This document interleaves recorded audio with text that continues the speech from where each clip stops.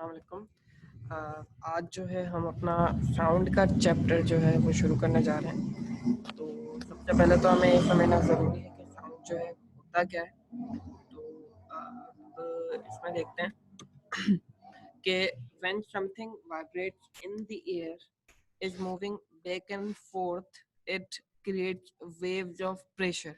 जब कोई भी चीज हवा के अंदर वाइब्रेट होती है तो उससे कुछ वेव्स बनती हैं। ठीक है, वेव आप समझते होंगे, कुछ लहरें बनती हैं। These waves spread like ripples from pebbled tossed into a still pool.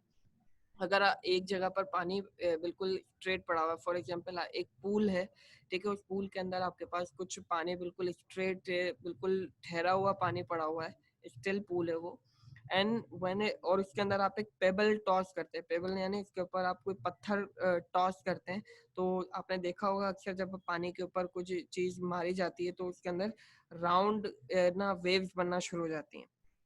तो उसी तरह जब कोई चीज हवा के अंदर वाइब्रेट होती है तो उसी तरह की कुछ लहरें या वेव्स जो हैं बनना शुरू हो जाती हैं। और वो जब हमारे एयर ड्रम्स तक पहुंचते हैं यानी कान के पर्दों तक पहुंचती है तो द चेंज ऑफ प्रेशर और vibration is experienced as sound. तो हमारा दिमाग जो है उसको एज साउंड परसीव करता है। ठीक है, तो बेसिकली हवा के अंदर जब कोई चीज वाइब्रेट होती है और वो वाइब्रेशन के नतीजे में हमारे पास कुछ वेव्स बनती हैं। वो वेव्स जब हमारे एयर ड्रम्स तक पहुंचती हैं तब हम उन पर्टिकुलर वेव्स को, हमारा जो दिमाग है वो एज साउंड एक्सपीरियंस करता है। ठीक है, तो अच्छा, साउंड से रिलेटेड जो साइंस की एक ब्रांच है उसका नाम है अकाउस्टिक्स। ठीक है, तो acoustics is the branch of physics studies sound. तो साउंड से रिलेटेड जितने भी हमारे पास पढ़ाई होती है उस तरीके की पढ़ाई को हम अकाउस्टिक्स कहते हैं। और साउंड को मेजर करने के लिए हमारे पास एक यूनिट इस्तेमाल किया जाता है, डेसिबल। इसको नॉर्मली लिखने के लिए हम डीबी का इस्तेमाल करते हैं। ठीक है, जिस तरह हम फॉर एग्जांपल किसी भी चीज को नापने के लिए मीटर का इस्तेमाल करते हैं, तो इसी तरह साउंड को नापने के लिए हम डीबी का इस्तेमाल करते हैं, जिसका फुल फॉर्म है हमारे पास डेसिबल। तो बेसिकली साउंड हुआ क्या कि जब कोई चीज हवा के अंदर वाइब्रेट करती है तो उसके नतीजे में कुछ वेव्स बनती हैं। वो वेव्स जब हमारे एयर ड्रम्स तक पहुंचती हैं तो उन वेव्स को हमारा जो दिमाग है वो एज साउंड एक्सपीरियंस करता है। ठीक है, इसकी आगे चलकर थोड़ी सी और अच्छी डेफिनेशन समझते हैं। Sound comprises the spoken word. हम जो मुंह से बोलते हैं लफ्ज वो भी साउंड होते हैं, कोई भी हम आवाज सुनते हैं वो साउंड है, म्यूजिक हम सुनते हैं, और इसके अलावा जो नॉइस, जो शोर वगैरह हम सुनते हैं वो सब के सब हमारे पास साउंड की ही एग्जाम्पल्स के अंदर आ जाते हैं। अब sound is a complex relationship involving. Sound बनता किस तरह है? सबसे पहली चीज जो हमें चाहिए होती है अ वाइब्रेटिंग ऑब्जेक्ट। वो ऑब्जेक्ट जहां से हमारा साउंड क्रिएट होगा, यानी साउंड का जो सोर्स होगा वो हमें रिक्वायर होगा। ठीक है, जब हम मुंह से कुछ बोल रहे हैं ना तो हमारे मुंह से भी कुछ साउंड की वेव्स निकल रही होती है बेसिकली, तो वो भी हमारे पास साउंड का सोर्स जो है वो हो सकता है। तो सबसे पहली चीज जो साउंड के लिए हमें रिक्वायर होती है वो एक वाइब्रेटिंग ऑब्जेक्ट होता है, यानी जहां से साउंड हमारा क्रिएट होगा। उसके बाद हमारा एक चीज रिक्वायर होती है, ट्रांसमिशन मीडियम। ट्रांसमिशन मीडियम यानी वो चीज जो एक जगह से हमारी मतलब बात को दूसरी जगह तक पहुंचा सके। तो साउंड को पहुंचाने के लिए जो नॉर्मली मीडियम इस्तेमाल होता है वो हमारे पास एयर इस्तेमाल होता है, यानी जो हवा है वो हमारे साउंड को एक जगह से दूसरी जगह पर लेकर जा रही होती है। यानी मीडियम बेसिकली रास्ते को भी आप कह सकते हैं, पाथ को कह सकते हैं, जिसकी मदद से एक जगह से दूसरी जगह कोई चीज ट्रांसफर की जाती है। ठीक है, तो पहली चीज हमें कोई वाइब्रेटिंग ऑब्जेक्ट चाहिए, दूसरा हमें एक मीडियम चाहिए ट्रांसमिट करने के लिए अपने साउंड को, जो कि नॉर्मली एयर हमारे पास होता है। उसके बाद हमें एक रिसीवर चाहिए होता है जो साउंड को रिसीव करेगा। जो हमारे पास अगर हम साउंड ह्यूमन नेचर की बात करें तो हमारा जो रिसीवर होता है साउंड को रिसीव करने वाला वो एयर होता है, यानी कान तक हमारी आवाज पहुंचती है। उसके बाद हमें एक परसेप्टर चाहिए होता है जो उस पर्टिकुलर साउंड को जो हमारे एयर तक पहुंचा है उसको समझ सके कि वो क्या है। तो ये परसेप्टर जो है इंसानों के अंदर हमारा ब्रेन होता है।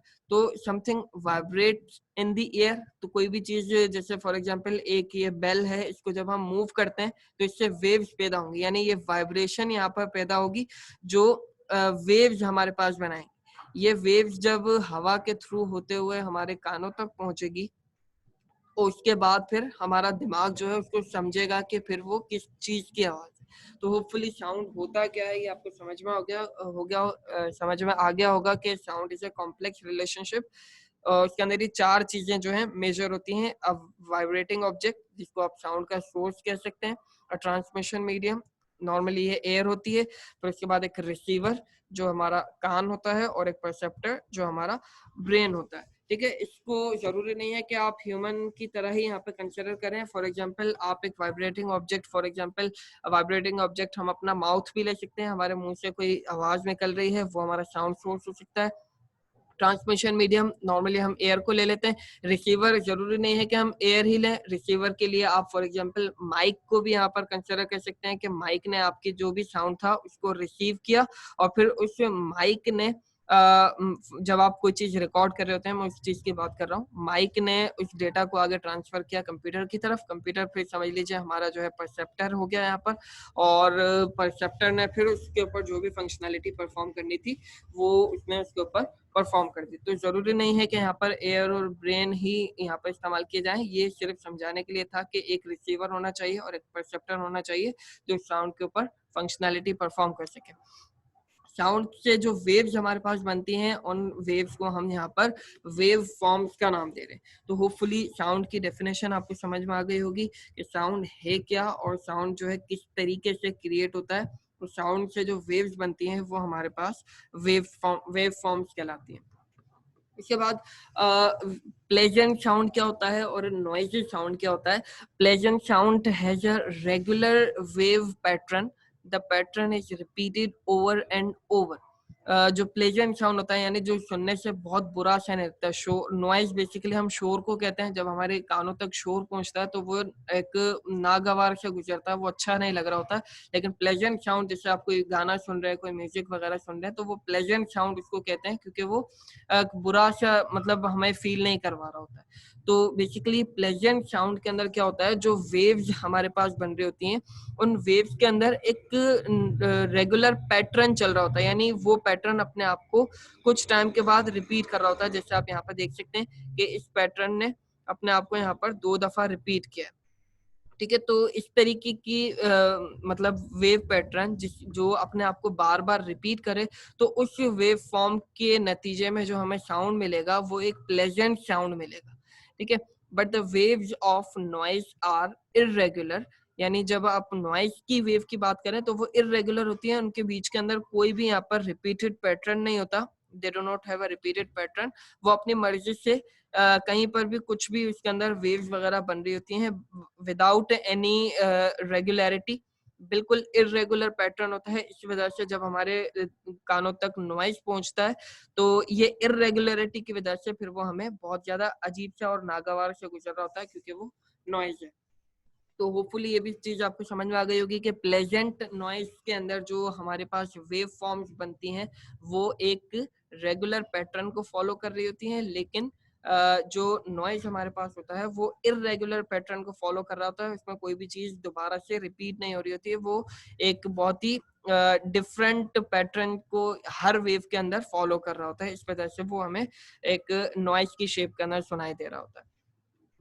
उसके बाद आगे चलते हैं। यहाँ पर sound is described in 2 terms. Sound की बेसिकली 2 कैरेक्टरिस्टिक्स होती हैं जो बहुत ज्यादा इंपॉर्टेंट है और उसको समझना बहुत ज्यादा जरूरी है। इसके बगैर आप साउंड को समझ नहीं पाएंगे।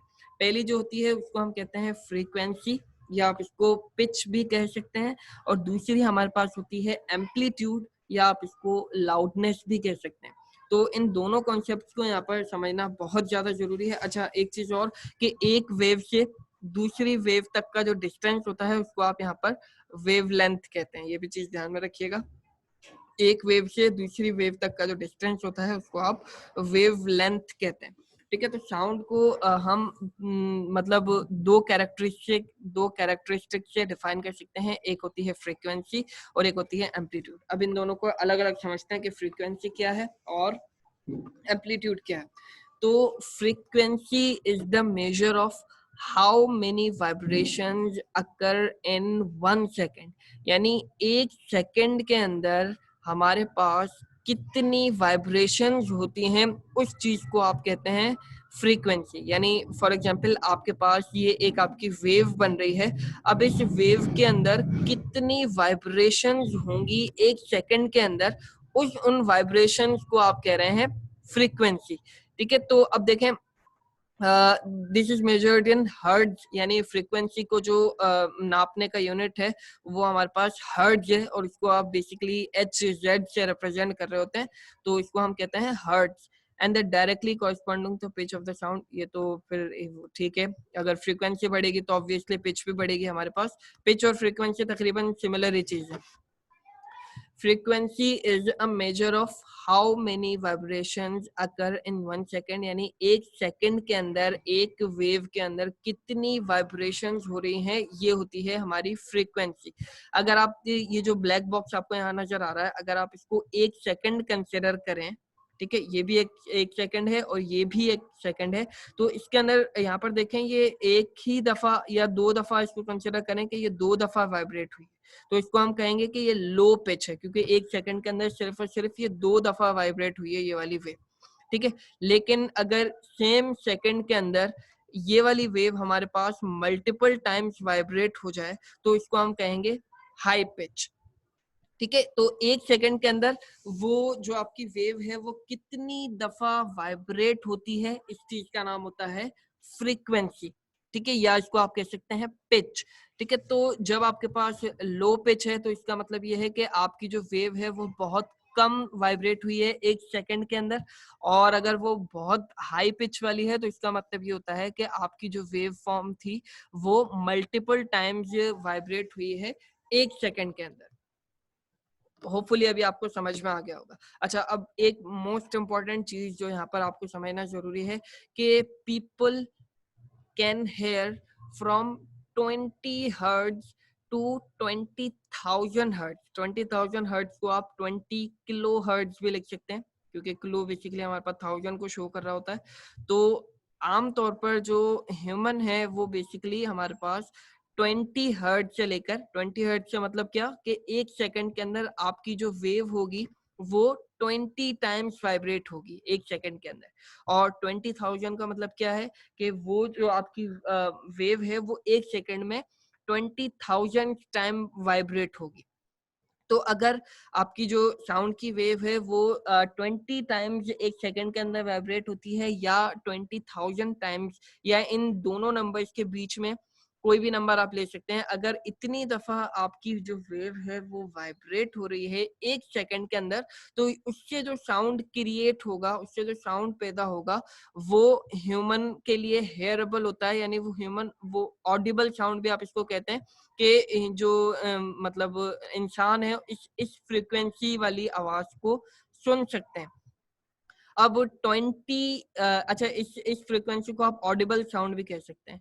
ठीक है, अब 20 हर्ट्ज से कम फ्रीक्वेंसी वाली जो आवाजें होती हैं, sound below 20 hertz are infrasonic. यानी 20 हर्ट्ज से कम फ्रीक्वेंसी वाली जो आवाज होगी, यानी 1 सेकंड के अंदर अगर वो 15 टाइम्स वाइब्रेट हो रही है या 10 टाइम्स वाइब्रेट हो रही है, तो उन से जो आवाज पैदा होगी उस तरीके के साउंड को आप कहते हैं इंफ्रासोनिक साउंड। ठीक है, और अगर आप 20 किलो हर्ट्ज से ज्यादा वाले मतलब फ्रीक्वेंसी की बात करें, तो उस तरीके के साउंड को आप कहते हैं अल्ट्रासोनिक साउंड। ठीक है, तो इंसान जो है नॉर्मली 20 हर्ट्ज से लेकर 20,000 हर्ट्ज तक या 20 किलो हर्ट्ज तक जो मतलब साउंड पैदा हो रहा होता है, उस आवाज को इंसान सुन सकते हैं। इससे कम अगर होगा 20 हर्ट्ज से, तब भी उसको सुनाई नहीं देगा, और उस तरह के साउंड को आप इंफ्रासोनिक कहते हैं। और अगर 20,000 हर्ट्ज से मतलब इससे को आप बढ़ा दें, तो उससे जो साउंड पैदा होगा उसको आप अल्ट्रासोनिक कहते हैं, और वो भी इंसान नहीं सुन सकता। तो होपफुली ये फ्रीक्वेंसी का कॉन्सेप्ट आपको समझ में आ गया होगा। बेसिकली फ्रीक्वेंसी आपके पास होती क्या है, frequency is the measure of how many vibration occur in 1 second, यानी एक वेव के अंदर कितनी वाइब्रेशंस आपके पास 1 सेकेंड के अंदर हो रही है। और फ्रीक्वेंसी को नापने के लिए जो हमारे पास यूनिट है वो हर्ट्ज है। ठीक है, और जो ऑडिबल साउंड है जो ह्यूमन इंसान सुन सकते हैं वो 20 हर्ट्ज से लेकर 20,000 हर्ट्ज तक है। 20 से नीचे वाला इंफ्रासोनिक, और 20,000 से अबव वाला जो हमारे पास फ्रीक्वेंसी साउंड होता है वो अल्ट्रासोनिक है। तो होपफुली ये आपको फ्रीक्वेंसी का कॉन्सेप्ट समझ में आ गया होगा कि फ्रीक्वेंसी क्या होती है। अच्छा, जितनी कम आपकी फ्रीक्वेंसी होगी उतनी ही कम आपकी पिच होगी, जितनी ज़्यादा फ्रीक्वेंसी होगी उतनी ज़्यादा आपकी पिच होगी। उसके बाद आगे चलते हैं एम्पलीट्यूड की तरफ। तो amplitude is the maximum displacement of a wave form from maximum displacement of a wave from an equilibrium position. अब इक्विलिब्रियम पोजीशन क्या है? फॉर एग्जांपल ये वाली जो लाइन आपके पास है इसको हम इक्विलिब्रियम पोजीशन कह रहे हैं। यहाँ से लेकर जो यहाँ तक का जो मैक्सिमम डिस्प्लेसमेंट होगा उस पर्टिकुलर डिस्प्लेसमेंट को या उस पर्टिकुलर डिस्टेंस को आप यहाँ पर कह रहे हैं एम्पलीट्यूड। तो ये एम्पलीट्यूड है, ये हमारे पास इक्विलिब्रियम पोजीशन है, यहाँ से जो हमारा मैक्सिमम डिस्प्लेसमेंट है वो यहाँ आ रहा है, तो इस पॉइंट को आप कह रहे हैं कि ये एम्पलीट्यूड है।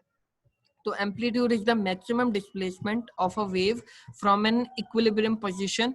द लाउडर द साउंड, जितना लाउड साउंड होगा the more energy it has, this mean loud sounds have a large amplitude। यानी जितना ज्यादा आपकी साउंड वेव, ये वेव फॉर्म का एम्पलीट्यूड होगा उतना ज्यादा आपको जो साउंड है वो लाउड सुनाई देगा। यानी साउंड को तेज करने का जो हमारे पास तरीका है वो ये है कि आप अपनी वेव फॉर्म का एम्पलीट्यूड बढ़ा दें। जितना ज्यादा आपकी वेव फॉर्म का एम्पलीट्यूड होगा, यानी ये जो मैक्सिमम डिस्प्लेसमेंट है एक पर्टिकुलर पॉइंट से, उस मतलब डिस्प्लेसमेंट को या उस डिस्टेंस को आप जितना ज्यादा बढ़ाएंगे आपको आवाज उतनी ही ज्यादा सुनाई देगी। ठीक है, तो the amplitude relates to how loud a sound is. तो एम्पलीट्यूड डायरेक्टली इस चीज को रिलेट कर रहा होता है कि कितना ज्यादा हमारे पास जो साउंड है वो लाउड है।